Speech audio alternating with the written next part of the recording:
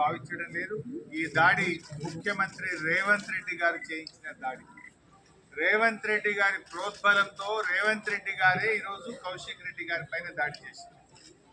ఈ దాడి కేవలం సమాధానం చెప్పలేక, వాళ్ళ ఫెయిల్యూర్స్ ను ఒప్పుకోలేక, కౌశిక్ రెడ్డి గారు అడుగుతున్న ప్రశ్నలకు సమాధానం లేక ఈ రకంగా ఫిజికల్ అటాక్ వాళ్ళు పాల్పడతా ఉన్నారు.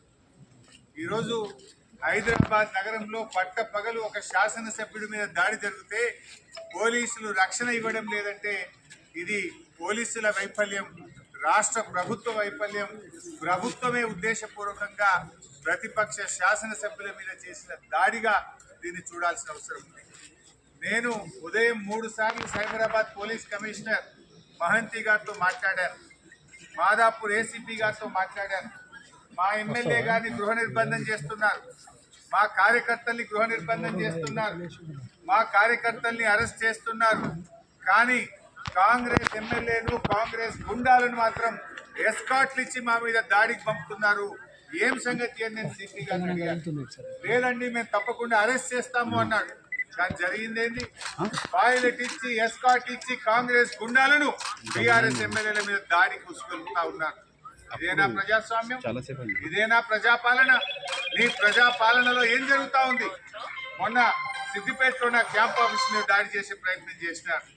మొన్న కమలాకరణ, సబితక్క, నేను, జగదీష్ రెడ్డి గారు ఖమ్మంలో కారులో ప్రయాణిస్తుంటే వరద బాధితులకు సాయం చేయడానికి వెళ్తే, కష్టాల్లో ఉన్న ప్రజల్ని ఆదుకోవడానికి, పరామర్శించడానికి ప్రతిపక్ష శాసనసభ్యులు వెళ్తే మా మీద ఖమ్మంలో దాడి చేశారు.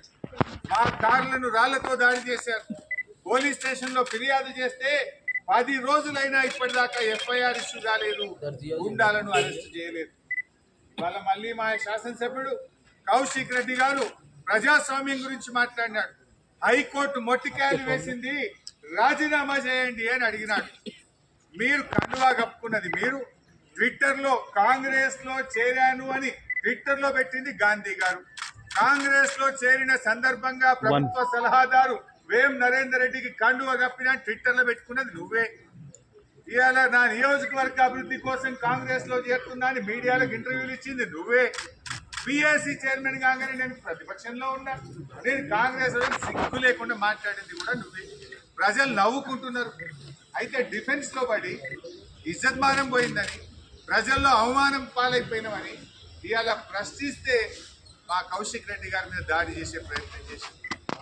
ఈ దాడి రేవంత్ రెడ్డి గారు చేయించిన దాడి. ఇవాళ పోలీసులు ఏం చేస్తున్నట్టు? నేను 3 సార్లు మాట్లాడాను.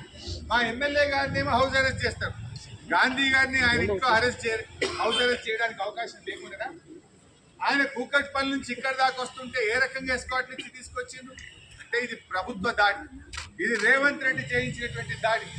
అందుకే మేము ఒకటే కొడతా ఉన్నాం, డీజీపీ గారిని, సైబరాబాద్ పోలీస్ కమిషనర్, దయచేసి మీకేమన్నా లా అండ్ ఆర్డర్ను కాపాడాలనుకుంటే తక్షణమే చట్టం మీద నమ్మకం ఉంటే, విశ్వాసం ఉంటే ఏసీపీని, సిఐని వెంటనే సస్పెండ్ చేయాలని బీఆర్ఎస్ పార్టీ డిమాండ్ చేస్తుంది. దీని మీద ఉన్నత స్థాయి విచారణ జరపాలని బీఆర్ఎస్ పార్టీ డిమాండ్ చేస్తుంది. లేకుంటే మేము వదిలిపెట్టాం, దీన్ని ఎంత దూరమైనా తీసుకుపోతాం. ఇక్కడ మాకేమీ మీ మీద ప్రతిదాడులు చేయలేక కాదు, కానీ పోరాడి తెలంగాణ తెచ్చుకున్నాం. ఎన్నో త్యాగాలతో తెచ్చుకున్న తెలంగాణ.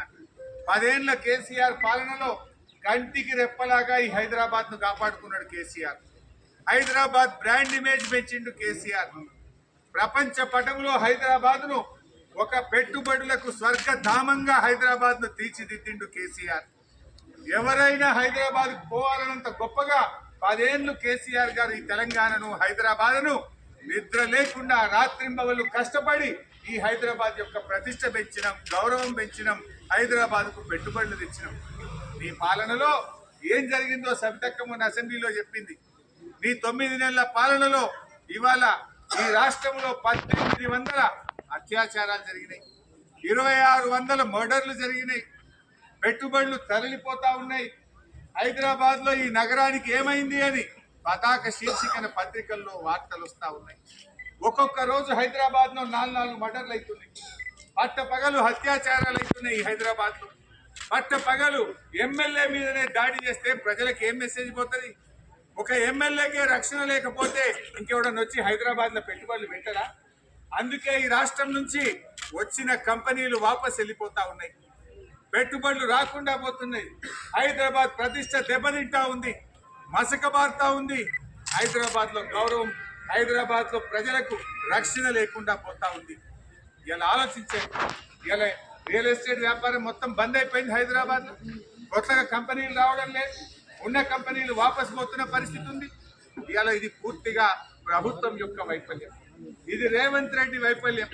రేవంత్ రెడ్డి గారు మీరు ఏం చేయదలుచుకున్నారు? ఈ రాష్ట్రాన్ని 9 నెలల్లో 9 కమ్యూనల్ ఇన్సిడెంట్స్ అయినాయి. ఈ రాష్ట్రంలో 9 కమ్యూనల్ ఇన్సిడెంట్స్ అయినాయి. 9 ఏళ్ల కేసీఆర్ పాలనలో ఒక్క రోజు కూడా జరగలేదు. చాలా జాగ్రత్తగా కాపాడుకున్నాం ఈ రాష్ట్రాన్ని. మేము దాడి చేయలేకనా? ఈ రాష్ట్రం, ఈ ప్రజలు మాకు బాధ్యత ఉన్నారు. ఎంతో కష్టపడి తెచ్చుకున్న తెలంగాణని మేము చాలా బాధ్యతాయుతంగా ఆలోచిస్తున్నాం. కానీ నువ్వు చేస్తున్నది ఏంటి? ఈ రాష్ట్రం యొక్క ప్రతిష్టను మంట కలిపే విధంగా చేస్తా ఉన్నాం. అందుకే మేము డిమాండ్ చేస్తున్నాం, సిపి గారు, డీజీపీ గారు చట్టాన్ని కాపాడండి. మీరేం ప్రభుత్వాలు శాశ్వతం కాదు. ఒకవేళ మీరు సరిగా స్పందించకపోతే ఏ పోలీస్ అధికారులు అయితే కొమ్ము కాస్తున్నారో భవిష్యత్తులో తగిన మూల్యం చెల్లించుకోవాల్సి వస్తుందని కూడా నేను వారిని హెచ్చరిస్తా ఉన్నా. Don't think that power is permanent. మారుతుంది తప్పకుండా, ప్రజలు గమనిస్తున్నారు. 9 నెలల్లోనే ఈ ప్రభుత్వం పూర్తిగా అప్రతిష్ట పాలైంది.